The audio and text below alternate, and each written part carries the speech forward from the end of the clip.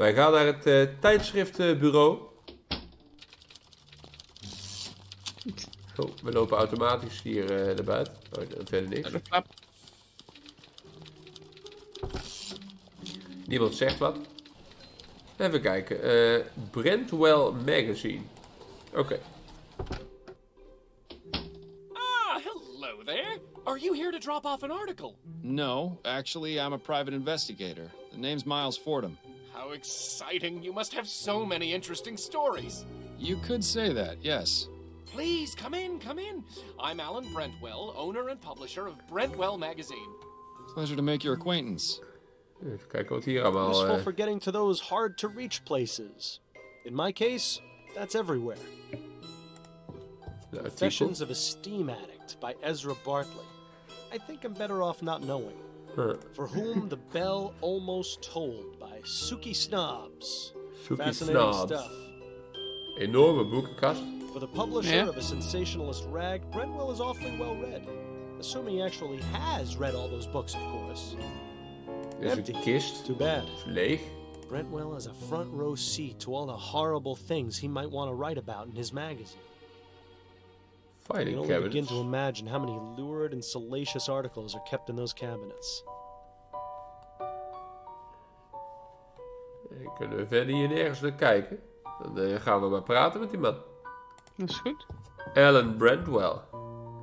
I have some questions for you, Mr. Brentwell. Wonderful! It's so seldom I get to answer questions. Laten we eerst over hemzelf beginnen. What made you decide to start this business? I always wanted to be a journalist. I never had much luck with any of the local papers, though. So I decided to start my own. I admit it's not exactly what I wanted, but I like to think Brentwell magazine has found its own unique voice. Voice? More like a gurgling scream. Tell me about Brentwell magazine. We're a monthly publication focusing on both fiction and non-fiction pieces. My dream was to have a magazine that was well-respected and educational. But sadly, it seems today's audiences are much more interested in reading about sightings of giant bat creatures or mysterious buried treasures. Such a pity.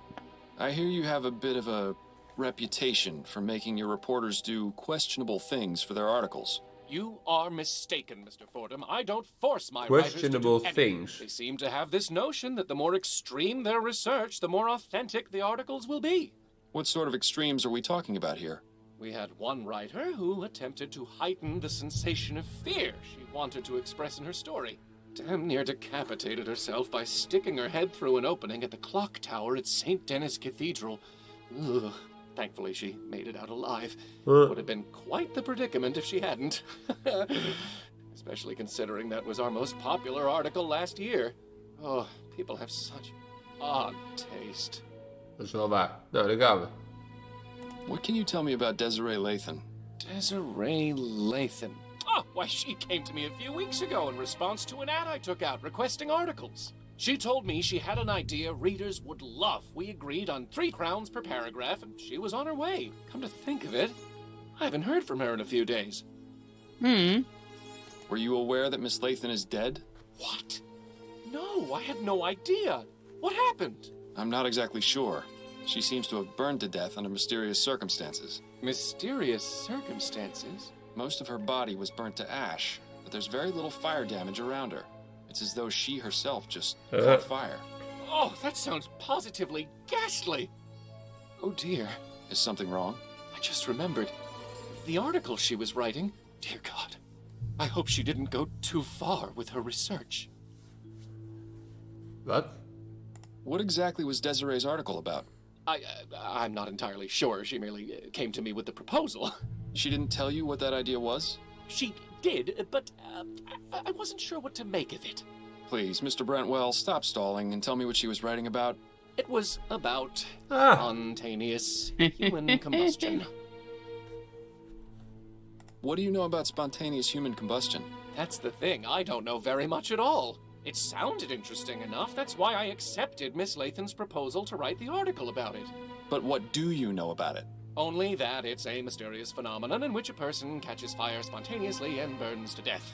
It sounds exactly as you described Miss Lathan's condition.